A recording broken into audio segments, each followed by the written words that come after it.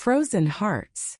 5 years ago, Taylor disappeared without a trace, leaving a gaping hole in Jordan's life. They were inseparable partners in every sense of the word, both in love and in the dangerous, covert world they lived in. But when Taylor vanished on a mission, presumed dead, Jordan was left with nothing but memories, grief, and questions that would never be answered.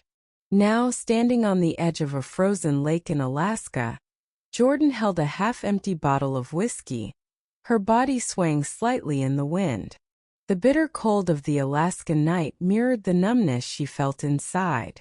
She had come here to end the pain, the confusion, the loss. She had come here to be free, to let go of everything that had weighed her down for years.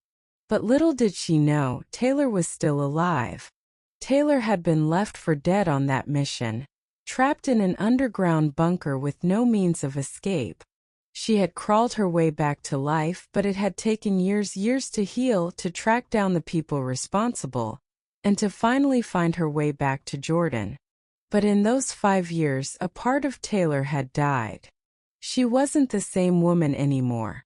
She was hardened by survival, by loss, and by the knowledge that her return might come too late. As Taylor emerged from the dense trees near the lake, her heart sank when she saw Jordan standing at the water's edge, looking ready to jump. Panic gripped her. She knew Jordan well enough to know what was coming. With a deep breath, Taylor fought through the pain in her leg, a lasting injury from her escape, and stumbled forward. "Jordan!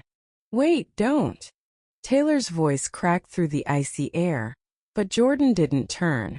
The wind howled, carrying Taylor's desperate words away. Taylor's heart pounded, adrenaline surging as she pushed herself faster, despite the searing pain in her side. She knew she had little time, but the distance between them felt impossibly far.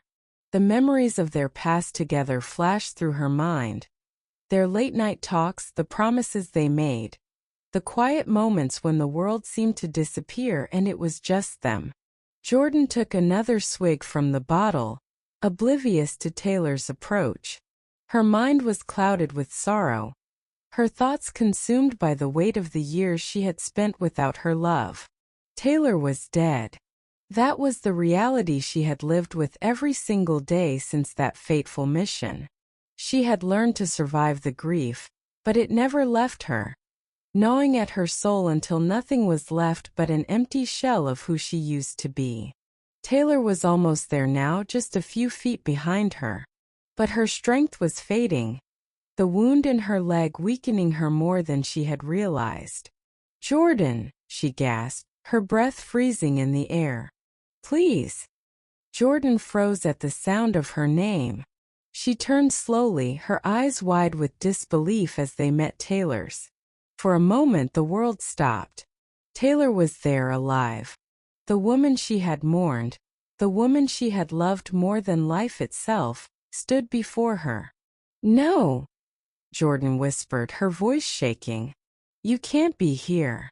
You're dead." "I'm not," Taylor said, her voice hoarse with emotion. "I'm right here." Tears welled up in Jordan's eyes, her legs trembling as the weight of the moment crashed down on her. How are you alive? I thought I'd lost you forever." "I never stopped fighting to get back to you," Taylor said, stepping closer. "I know I should have found you sooner, but I couldn't. I'm here now, and I'm not going to let you go again." Jordan dropped the bottle, her hands shaking as she took in Taylor's scarred face, the limp in her step, the raw emotion in her eyes. "I thought I'd never see you again," she sobbed, collapsing into Taylor's arms. "I didn't know how to live without you."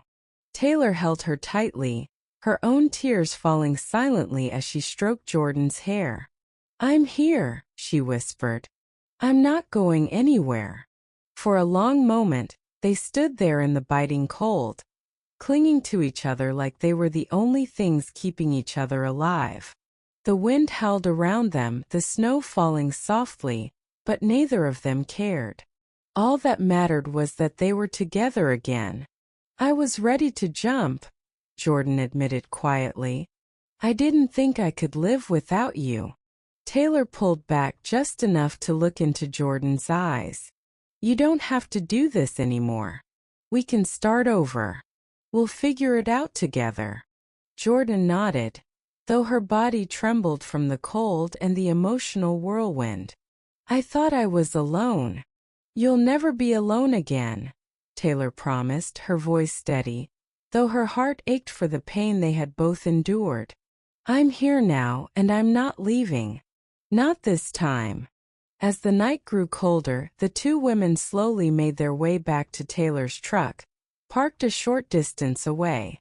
The road ahead was uncertain, and the wounds of the past would take time to heal, but they had each other now. In the stillness of the Alaskan night, two souls who had been torn apart by time and tragedy found their way back to one another, their love stronger than ever. And for the first time in years, both of them dared to hope. As they drove away from the icy lake, Taylor stole glances at Jordan, still processing the fact that she had found her in time.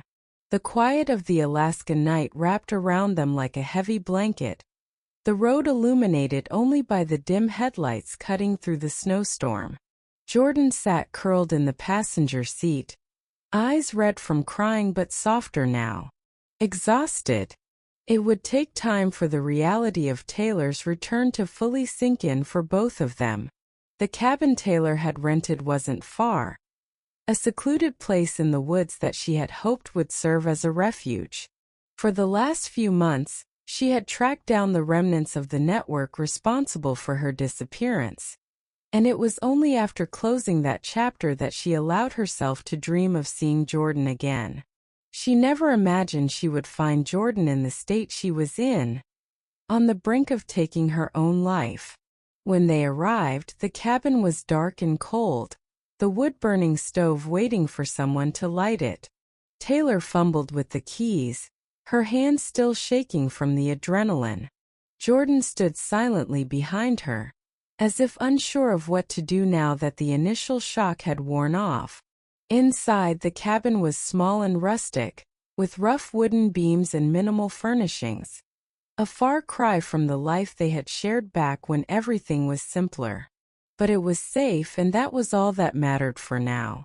I'll get the fire going, Taylor said, trying to ease the tension. She wanted to give Jordan space but didn't know how to bridge the years that lay between them.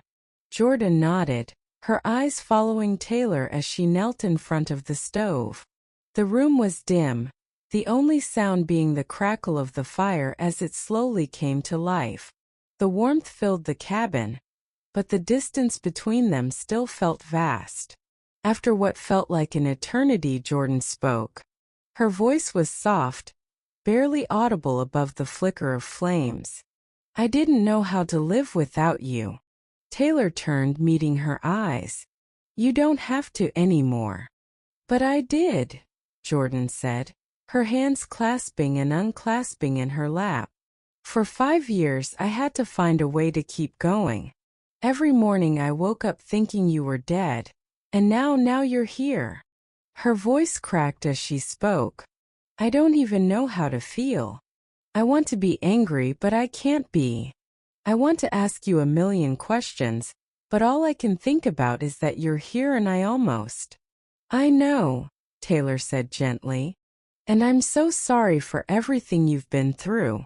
I should have come back sooner. I should have found you, but I couldn't.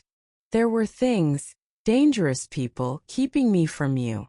Jordan stood, crossing the small distance between them. It's not your fault. I know that. But it still hurts. Her hands found Taylor's, her touch tentative. I spent so long thinking that you were gone forever, and now I'm scared. Scared of what? Taylor asked, her thumb gently brushing over Jordan's knuckles. Jordan let out a shaky breath, her eyes filling with tears again. Scared that I'll lose you again. That this isn't real, or that something will happen, and I'll be alone all over again. Taylor's heart ached at the vulnerability in Jordan's voice. She stood, pulling Jordan into a tight embrace. "I'm not going anywhere. I swear to you I'll stay. No more running, no more disappearing. Whatever happens, we'll face it together this time." Jordan's arms wrapped around Taylor's waist, and she buried her face in Taylor's shoulder. They stood like that for what felt like hours, holding each other, the warmth of the fire the only source of light in the room. The fear, the grief, the years of separation. All of it faded away in that moment, replaced by the simple comfort of being together again. As the fire crackled softly, Jordan pulled back just enough to look into Taylor's eyes. "What happened to you?" Taylor sighed, her fingers brushing a stray lock of hair from Jordan's face. "It's a long story. After that mission went sideways, I was captured. They held me underground for months, interrogating me, trying to break me. I fought to escape, but by the time I did, I was half dead. It took me a long time to heal, to track down everyone who had been involved." Jordan's expression darkened. "Why didn't anyone come for you? Why didn't the agency do something?" "They thought I was dead," Taylor said softly. "Just like you did. They wrote me off. It wasn't until I managed to get out and start taking them down one by one that I could even think about finding my way back to you." Jordan's lips trembled. "You went through all that alone?" Taylor nodded. "I had to. But every step of the way I thought of you.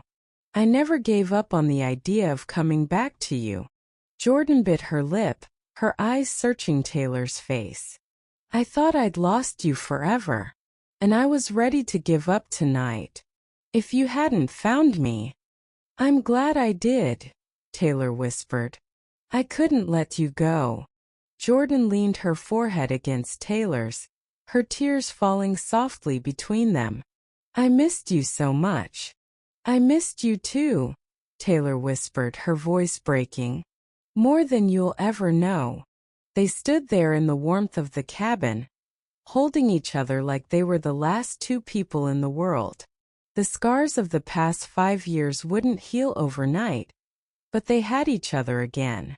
And that was enough for now. As the fire crackled and the storm howled outside, Taylor and Jordan found comfort in the knowledge that, together, they could face whatever came next.